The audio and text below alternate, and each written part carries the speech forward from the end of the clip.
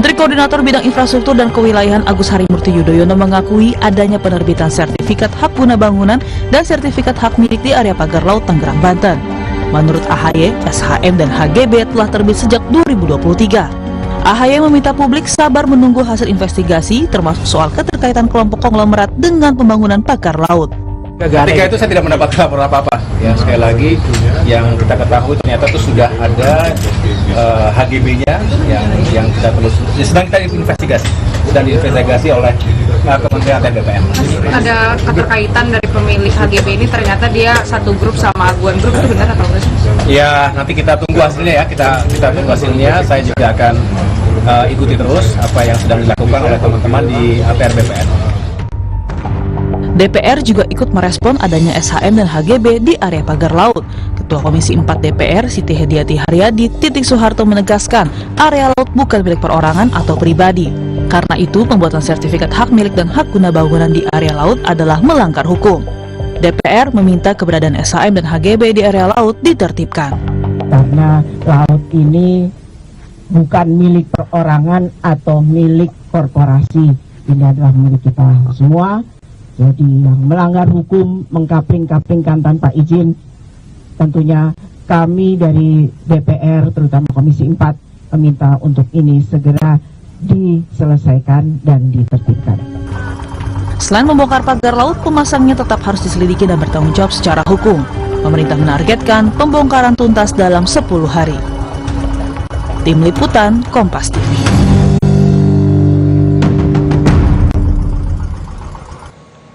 Saudara, hari ini pembongkaran pagar laut di Tangerang, Banten terus dilanjutkan. Lebih lengkapnya kita akan tanyakan langsung kepada jurnalis Kompas TV. Sudah ada Suara Azani. Selamat pagi, Suara. Suara, bisa Anda gambarkan bagaimana situasi dan juga kondisi pembongkaran pagar laut di hari ini? Apakah juga masih sama mengerahkan sejumlah personil dan juga bahkan mungkin ada kendaraan amfibi yang juga dikerahkan di sana?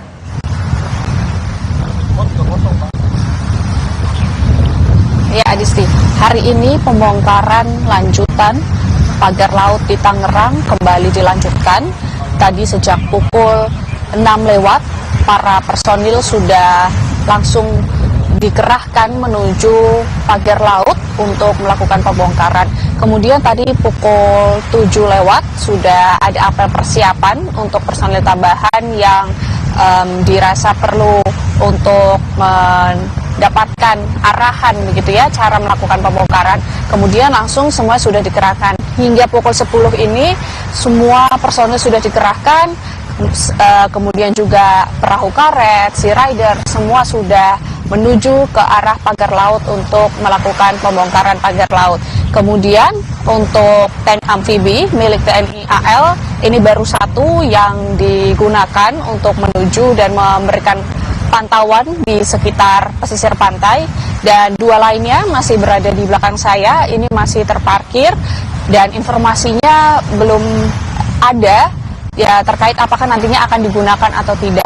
Dan pembongkaran pagar laut yang dilakukan oleh personil gabungan TNI AL ini masih sama seperti hari sebelumnya, sebanyak kurang lebih 2.000 personil dikerahkan oleh TNI AL, kemudian ada penyelam TNI AL, Kopaska, Marinir, dan kemudian ada Polri, Polisi Air juga, dan Bakamla, KPLP, dan yang menariknya memang para nelayan, kurang lebih totalnya sejumlah 1.000 nelayan ini juga ikut melakukan pembongkaran pagar laut.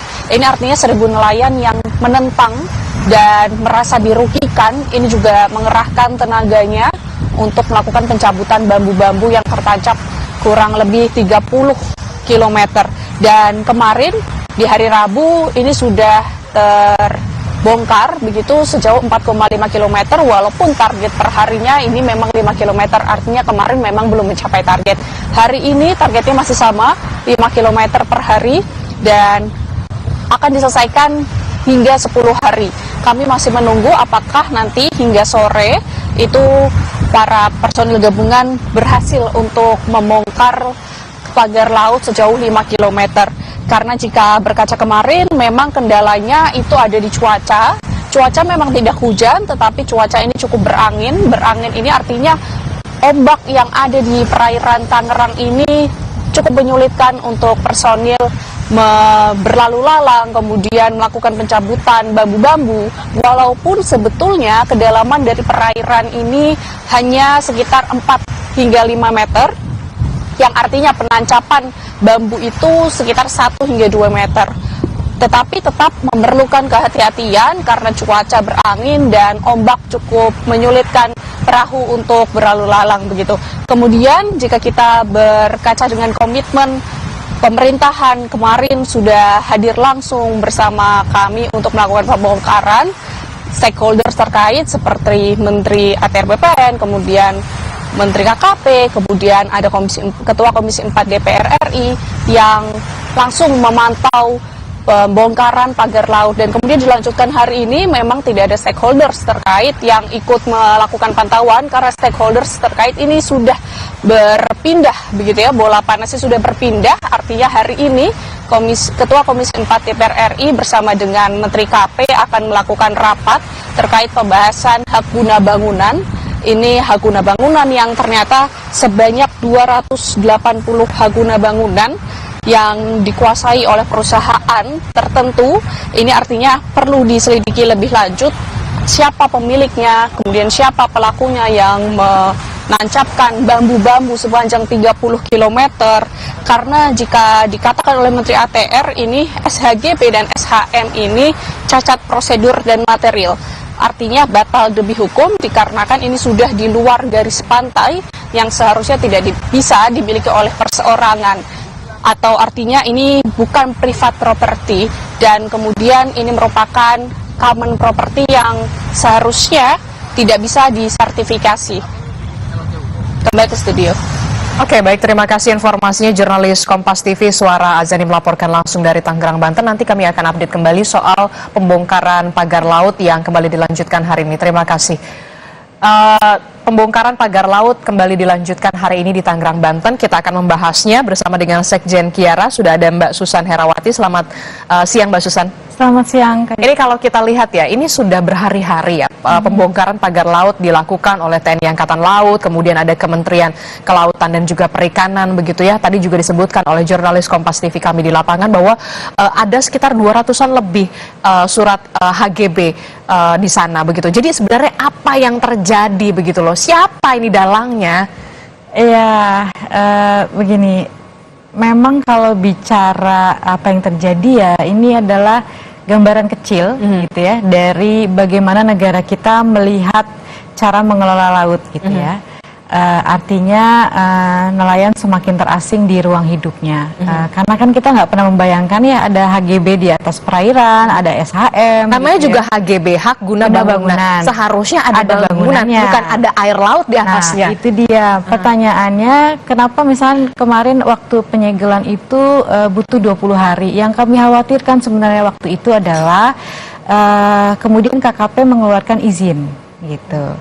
Kalau bisa itu yang kemudian jadi pertanyaan. Dia. Kalau kemudian KKP kemarin sih itu ya sampai mengeluarkan izin, KKP RL keluar, maka bisa jadi bentukan yang akan terbangun di atas perairan itu adalah tanah timbunan, penimbunan pantai, itu reklamasi, supaya kemudian HGB-nya itu bisa hidup, bisa sah gitu ya, bisa sah dan tidak kita sebut ilegal atau apapun gitu ya, maladministrasi dan apapun itu.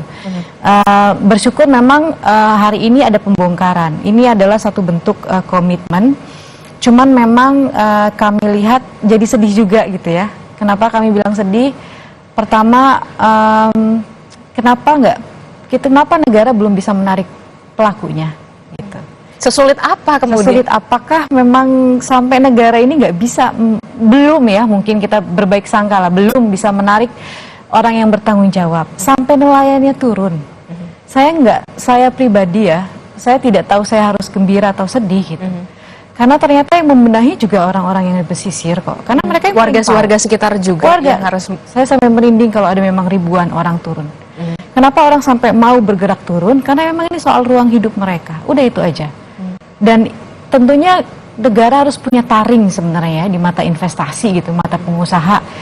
Ini orang sudah turun, TNI AL loh turun, sampai ngurusin laut, saya rasa baru di Indonesia TNI AL bongkar pagar gitu ya, melakukan hal kerja atau luar biasa gitu ya, untuk membenahi carut marut tata kelola kita di pesisir ternyata gitu ya, menutupi orang-orang yang kemudian kita tahu bahwa ini bukan melibatkan 1-2 orang, tapi ini melibatkan banyak sekali aktor di bawah. Banyak sekali melibatkan tidak hanya oknum-oknum yang tadi disebutkan, tapi juga pengusaha-pengusaha begitu yang juga terlibat dalam hal ini. Betul. Termasuk adanya dugaan kong kali kong.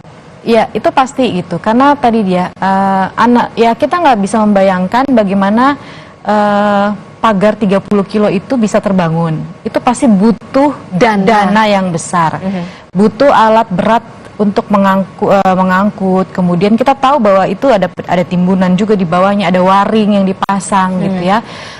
Kemudian ya tadi ada orang yang diupah gitu. Ini nggak mungkin kalau swadaya nelayan.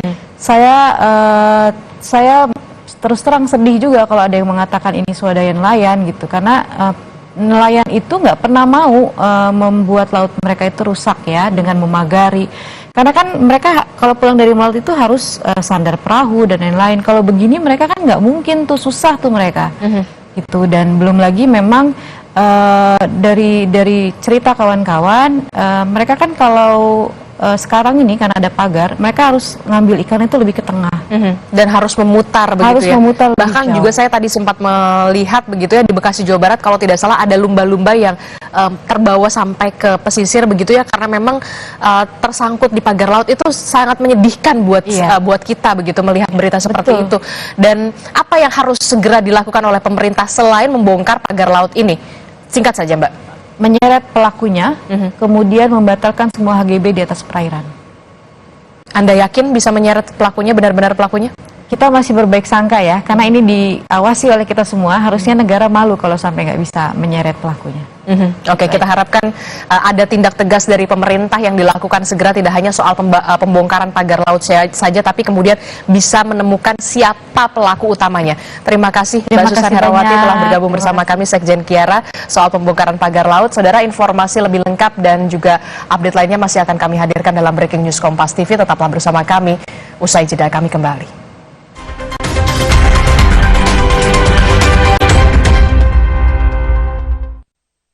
Pon